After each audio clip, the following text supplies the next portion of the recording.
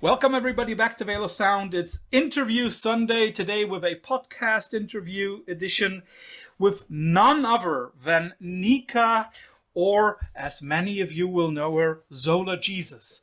Nika, thanks for being on the show. Thanks for having me. Yeah, it's a pleasure. Not only because you are one of my fondest Roadburn memories ever, but also because the new record that is coming out in a few days is really, once again, mesmerizingly good. Oh, thank you. That means a lot. You're welcome. Generally, we have to thank you. So, already speaking about your record, with Arkhon, I think it's pronounced, it has a Greek name. How did you get to that? Well, I was actually inspired by the Gnostics, the Gnostic idea of the Archons, which are this malevolent force that keeps humanity sort of corrupted and keeps them from being able to be their most harmonious selves. And I feel like we're really living in archonic times right now, and so it just felt like a fitting title for a record that's coming out, made in 2020, 2021, and coming out in 2022. Yeah. So would you say that in some way humanity or mankind has been corrupted over the last couple of tens of thousands of years? Yes, I mean, seems like it. It doesn't seem like we're heading in a good direction. Nah, we're not. Then I also just quickly have to ask that because I know that you have a very typically American background with lots of parents, grandparents, grandparents from different countries. And I also know that one part of your ancestry is Slavic or Russian, right? Yes, correct. So does that even influence your opinion on mankind at the moment even more? You know, Because Russian of the roots? Yeah, because of war? yes, yeah. I mean, there's just so much war um happening. I mean, there's always been war.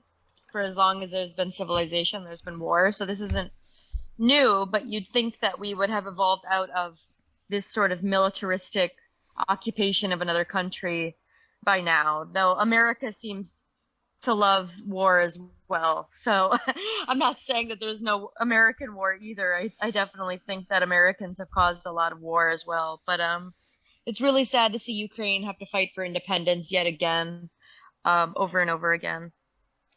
Do you still have relatives over there? None that I keep in touch with. Okay. So that you are at least not influenced or directly personally influenced and connected to it, people that you would have to worry about.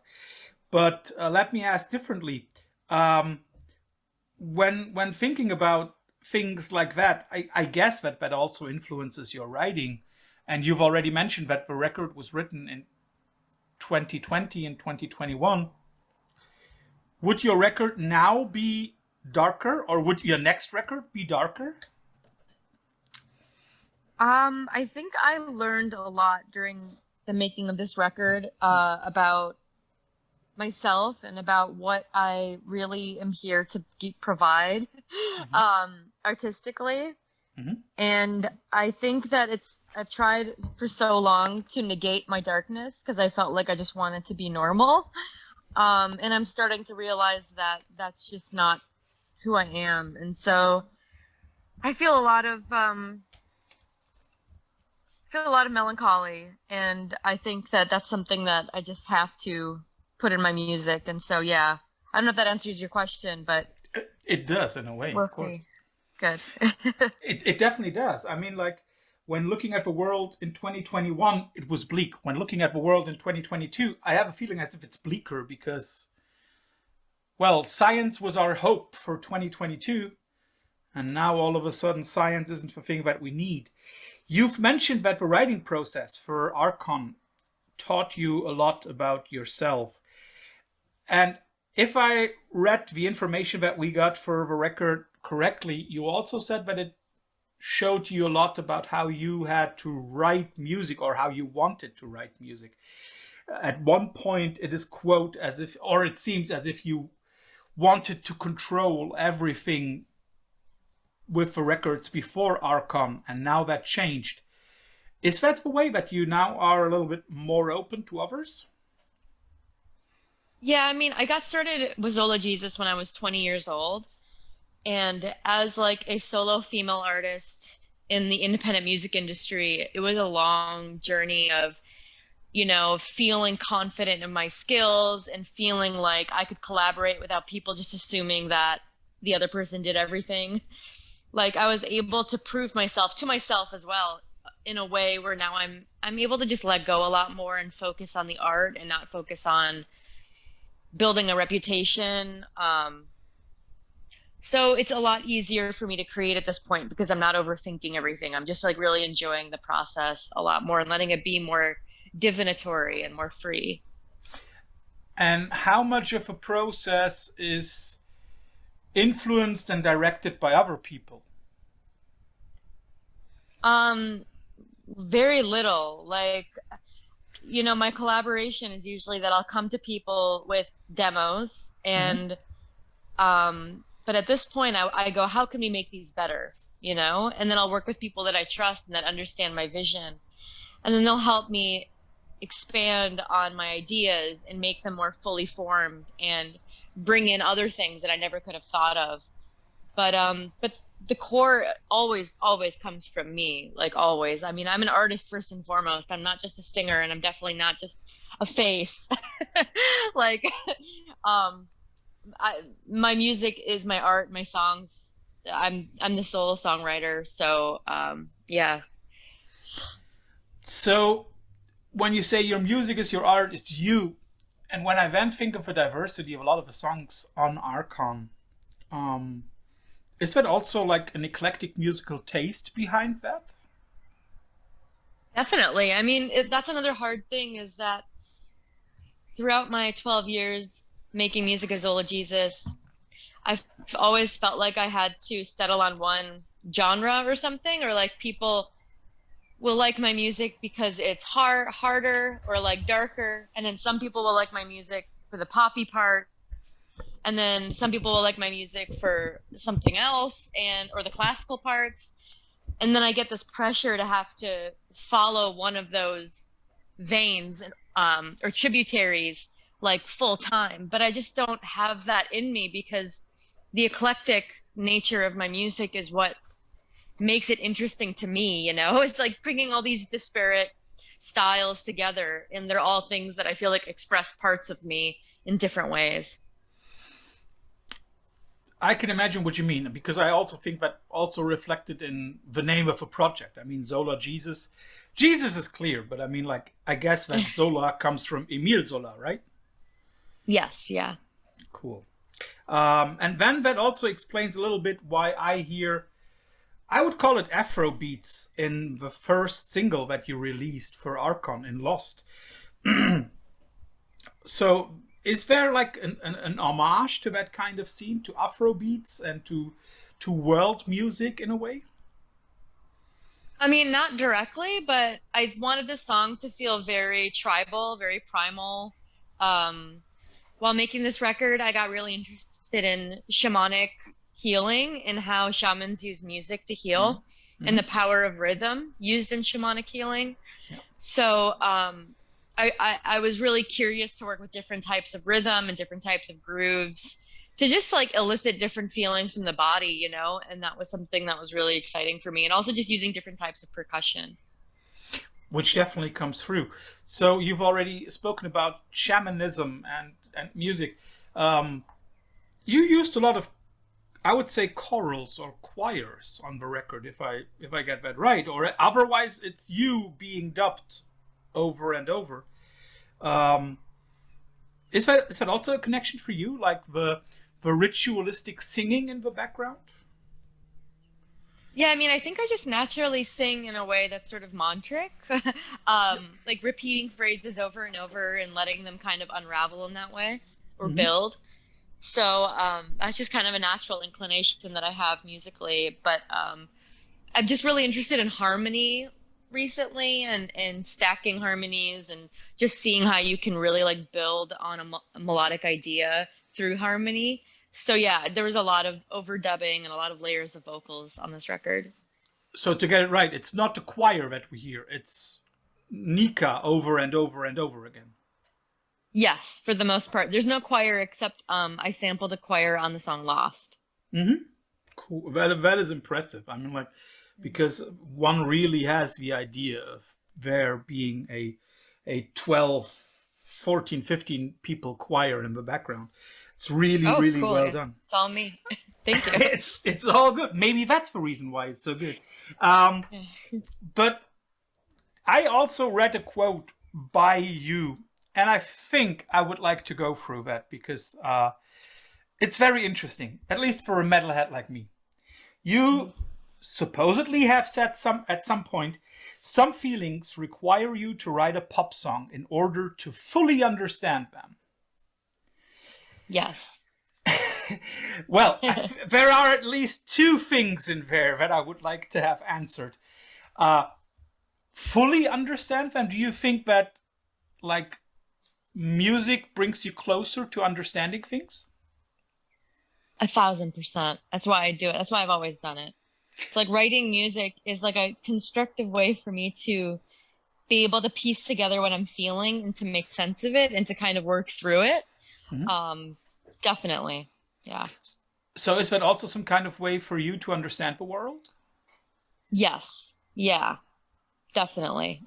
Yeah, and interact with it because music is a collective act. It's something that you share with the public. It's you know, it's something, yeah, that I share. And so in doing that, I'm able to find ways to understand myself and also on a universal level, understand what I'm feeling as reflected in these universal ideas of pop songs and things like that.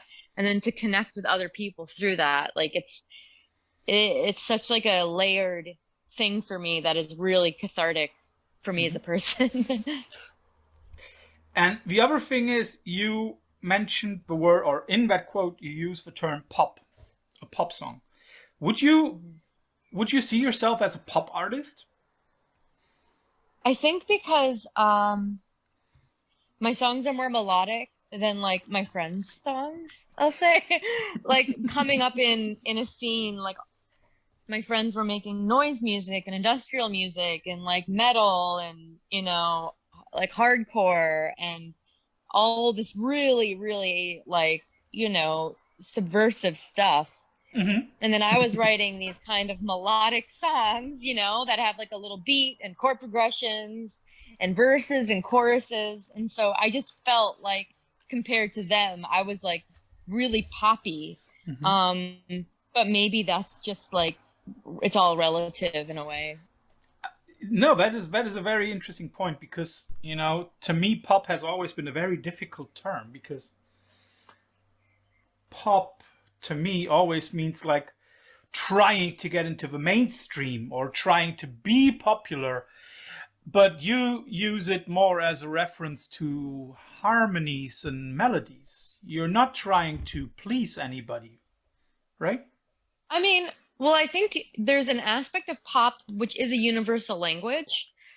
And so pop has the ability to, you know, like coming from like an experimental music background, like pop it has an accessibility that allows you to connect with people that don't necessarily have the ears for like noise music. Mm-hmm. And so I find that really exciting because it allows me to be able to find universal connection with people that maybe I don't have as much in common with on the surface, you know?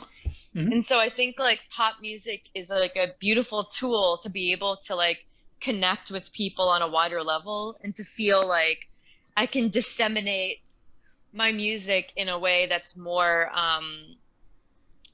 open, you know? And so it's for me, it's an exciting medium because it engages with like the mainstream and like people that aren't into industrial music or whatever. And so I like that as a challenge and as a format. But then I take it that I mean, I understand you want to get your message across and you want to communicate with the world and also to understand it a little bit. But then when talking about some of the things that you are talking about, for example, the position of women, and the position or the problem of inequality in our society. Isn't then there also an aspect of subversity in putting all of that into nicely melodic, harmonious pop songs? Yeah, I mean that's also what I like about it. It's this contradiction of being kind of embodying this like the feminine pop star, but in a way that is sort of subversive, because I don't find myself to be a very feminine woman, or my idea of femininity is quite different. And also the things that I'm singing about are very different and quite dark. And so I just like to play with the format of like pop singer as a way to like be transgressive within this very like mainstream avatar, you know? Yep. You've already mentioned about embodying and connecting with people. I've already mentioned it at the beginning. I still remember your gig at Roadburn in 2018. And I still remember it so vividly because up to then, I had heard your name, I had heard a few of your songs. But since then, it has not been an obsession. But, you know, I've been really following you and what you do closely, getting all the records and stuff. In some ways, that opened eyes for a lot of people like me, because a few years ago, Roadburn changed its slogans, redefining into something called Redefining Happiness. And I think you're a very good example of that. How did you feel when going on stage in front of, I guess, like 1,000, no, I guess like 2,000, 3,000 people who might not be 100% familiar with your music? Well, I'm used to that, playing festivals, but at Roadburn, I felt like much, much, much more comfortable because I like my friends are all in that world, and so yeah, there were a bunch of friends there that I saw that were also playing, and I feel like people that go to Roadburn understand me probably more than people that go to Coachella. You know, like Definitely. and I've never played Coachella, you know, I've never been invited to play Coachella. Would you like to?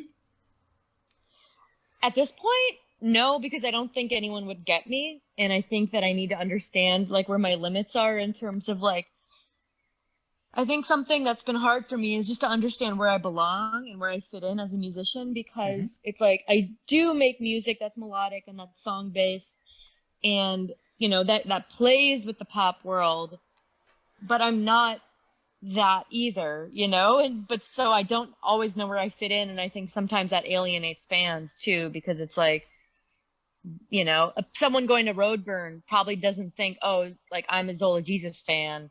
But then they'll see me and they'll be like, oh, there's actually a common denominator here, but it's not apparent, you know? And so it's sometimes my fans are quite diverse. It's like they find me through through more emotional, the emotional connection rather than like the style or the genre. You've said something that would apply to a lot of my friends as well.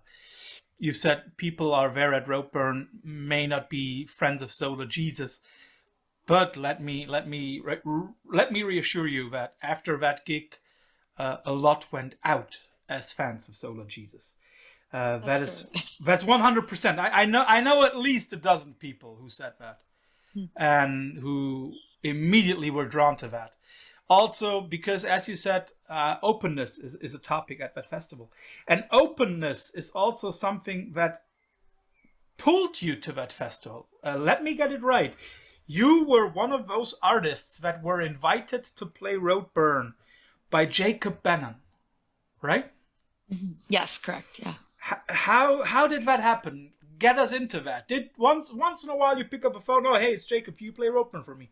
How did that work? I mean, honestly, I think he just put me on a list of people that he wanted to play, and I'm very grateful for that. And that he's a fan is like so incredible.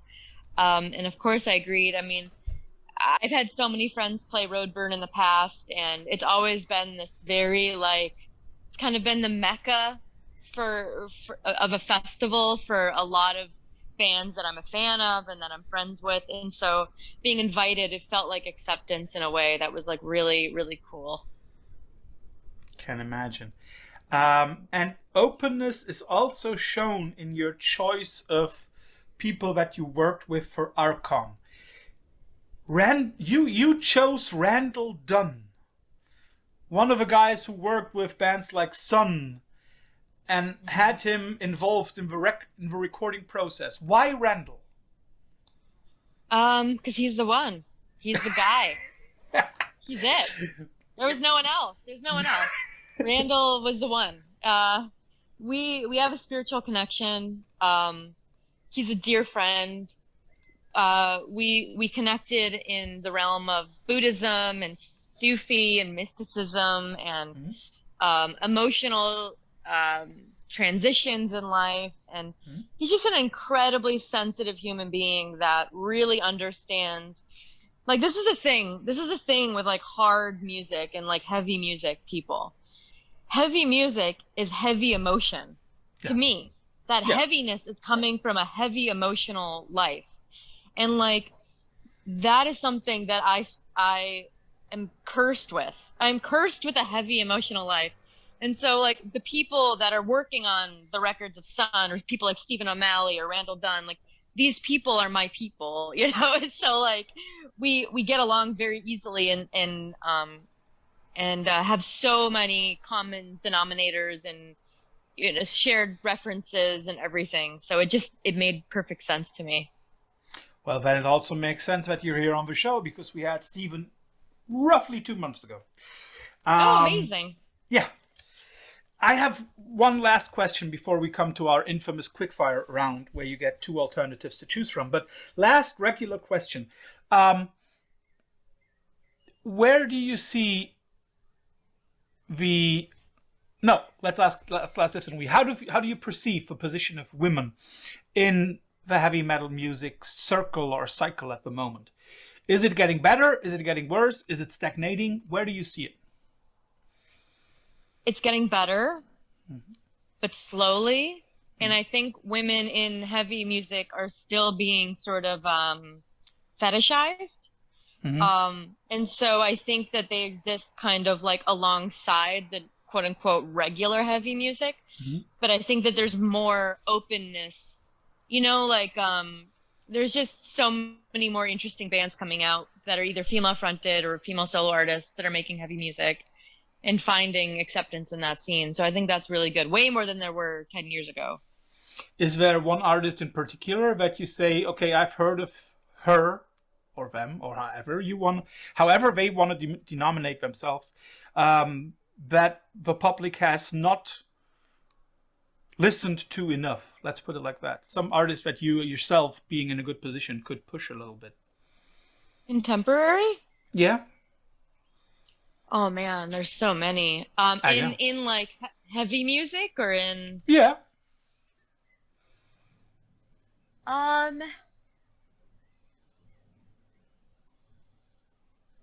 White Boy Scream.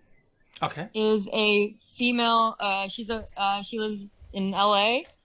She mixes opera and noise together in a way that's like incredible. She's got an incredible voice, and you know, her work is really out there, and she's just seems really cool.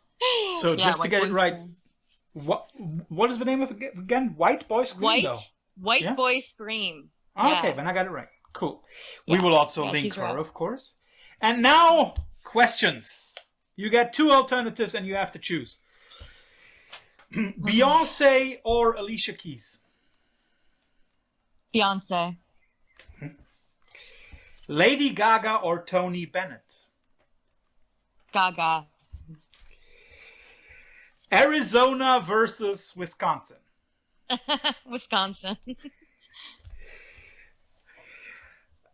Converge versus Sun? Sun. Sorry, Converge. And last one, and that is the deciding one. The Packers or the Bears? Oh, I mean, you can't do that to me. It's of course the Packers. The Bears. Yes! Of course it must be the Packers, everybody. Not the Brewers, but the Packers. No, the Packers. Exactly. Nika, thanks for being on the show. Have a wonderful day, and thanks for doing this. Everybody else, listen to Archon in a few days. Buy it, listen to it, understand it, love it. Thanks for being on the show. Thank you so much. Thank you. I appreciate it. Thank you. Bye-bye. Bye.